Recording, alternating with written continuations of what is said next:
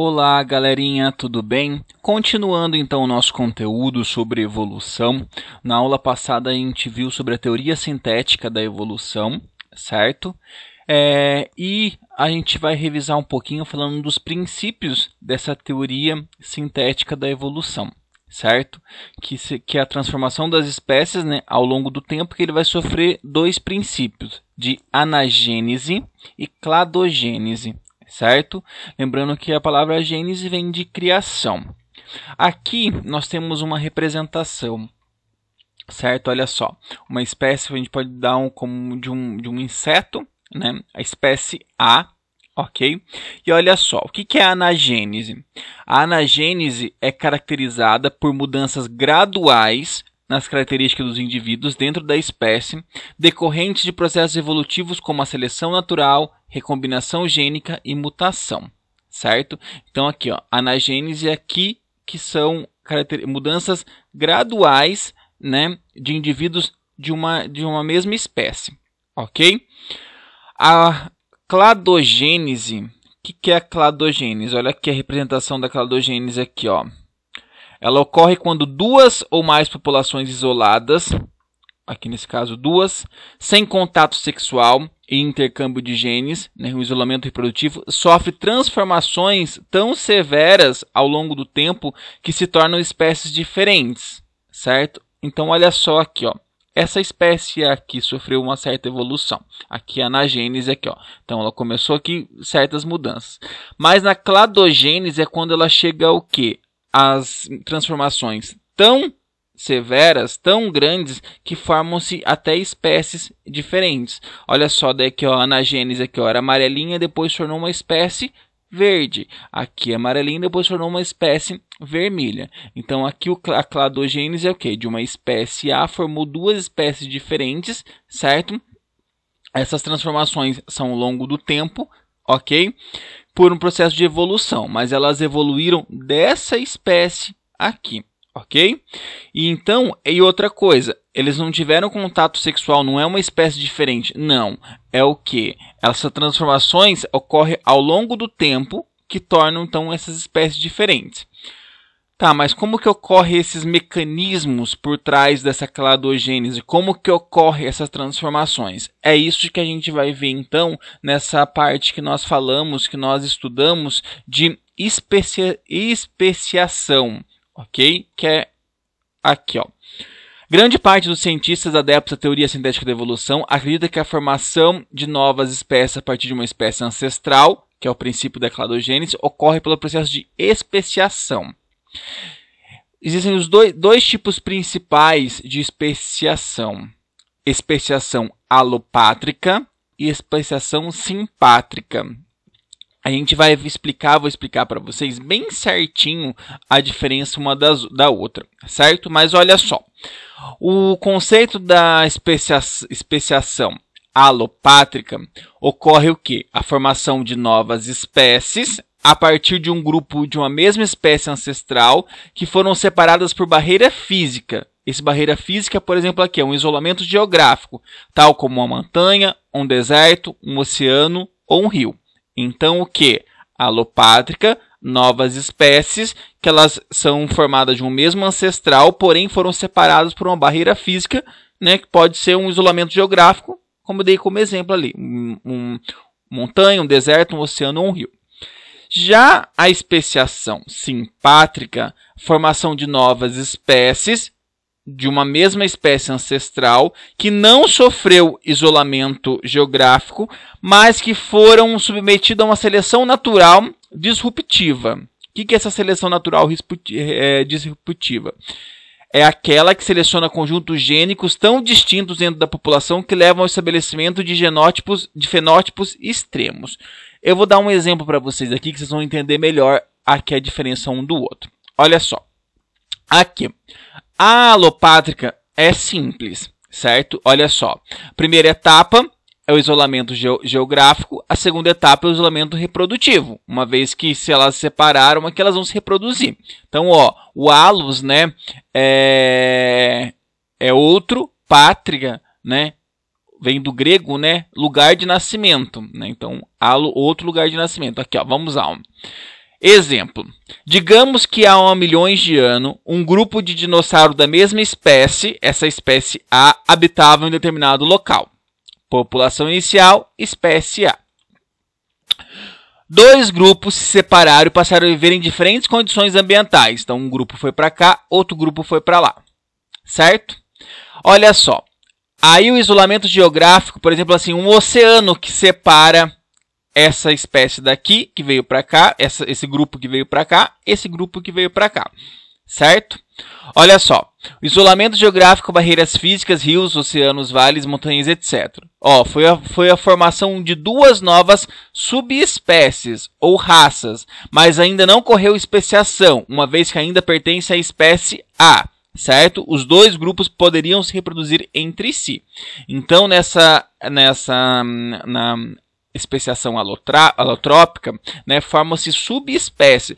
É como se formasse raças, né, ali diferentes, mas ainda elas podem se reproduzirem.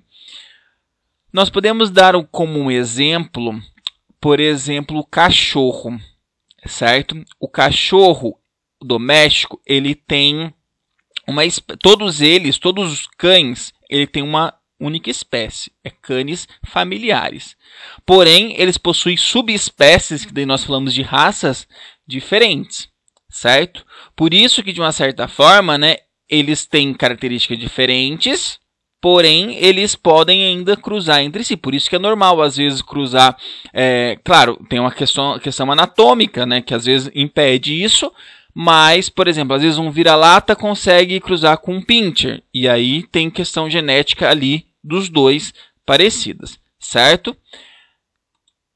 Ó, a especiação simpátrica, certo? Ó, sum, né, do grego, vem juntos, pátria, local de nascimento. Ela ocorre sem que haja o isolamento geográfico, certo? Mas como assim, né, vai formar duas ou mais espécies dentro de uma mesma área? Para isso, né, seria necessário que diferentes grupos de indivíduos não mais trocassem genes entre si, certo? Então, para que isso ocorra, elas precisam que essas espécies não troquem mais genes entre si, ou seja, que elas não se cruzem mais. Olha só, vamos ver esse exemplo hipotético. Ó, imaginemos que dentro de uma mesma espécie de aves haja 3 tipos morfologicamente distintos de bicos. Mesma espécie, olha só. Então, numa mesma espécie de aves, existem 3 tipos de bicos. Bicos pequenos, bicos grandes e bicos médios. Os bicos pequenos são adaptados a quebrar frutos pequenos. Os bicos grandes, adaptados a quebrar frutos grandes.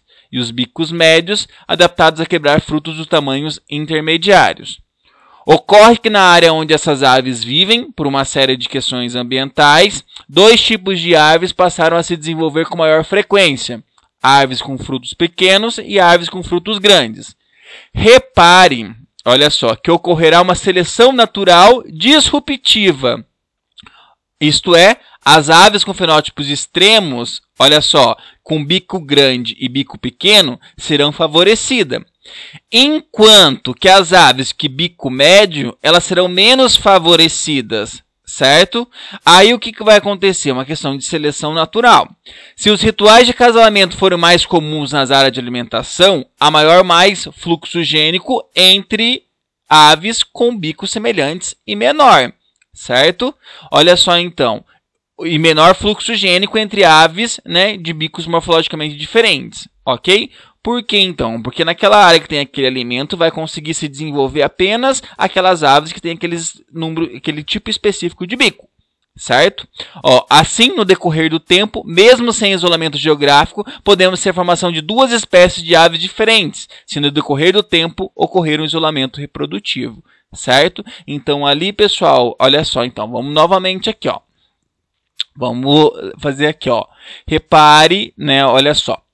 Dá um exemplo aqui, ó. Tá.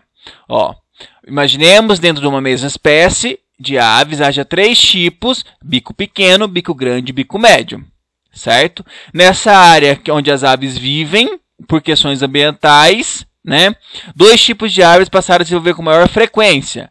árvores de frutos pequenos e árvores de frutos grandes. Então, de uma certa forma, as aves de bico pequeno e de bico grande serão favorecidas, enquanto as de bico médio vão ser desfavorecidas. Se elas são desfavorecidas, com um certo tempo, elas vão, tipo assim, diminuir a quantidade por seleção natural. Vai conseguir se desenvolver, vai conseguir se reproduzir, se criar nessa região, essas que conseguem se alimentar de aves de frutos grandes e frutos pequenos, certo? Ó, aí haverá maior fluxo gênico entre as aves de bicos semelhantes e menor fluxo gênico, né, entre aves com bicos morfologicamente diferentes. Consequentemente, né, essas aves de bico grande, elas vão criar mais, as de bico pequeno vão criar mais, e as de bico médio vão diminuir esse fluxo gênico porque, né, elas não têm alimento, não conseguem sobreviver naquela situação. Certo? Olha só, o isolamento reprodutivo, certo? É a premissa básica para a formação de espécies diferentes, que é a especiação. São considerados a mesma espécie aqueles organismos que conseguem intercruzar em ambiente natural e deixar descendentes férteis. Se houver um impedimento reprodutivo, né, impossibilitando o fluxo gênico, a formação de descendentes viáveis, então significa que tais grupos deram origem a espécies diferentes. Abaixo temos dois tipos principais, né, de mecanismo biológico que leva ao isolamento reprodutivo. Certo? Os mecanismos pré-zigóticos que impedem a fecundação e mecanismos pós-zigóticos impedem a formação do indivíduo reprodutivamente viável. Certo? O que aqui, ó, diferentes épocas reprodutivas, incompatibilidade entre órgãos reprodutores, né? Incompatibilidade bioquímica entre os gametas, diferentes nichos ecológicos, diferenças comportamentais, né? E aí, o pós-zigóticos, né? Mortalidade do embrião após fecundação, inviabilidade do híbrido, né? Esterilidade do híbrido, por exemplo, a mula ou burro são estéreis, né? Que resultam do cruzamento de diferentes espécies, por exemplo, égua e jumento, ok? Então, aqui, esses mecanismos impedem a fecundação e esses aqui impedem a formação do indivíduo que é reprodutivamente viável, como o caso dos indivíduos estéreis. Belezinha, pessoal? É isso aí.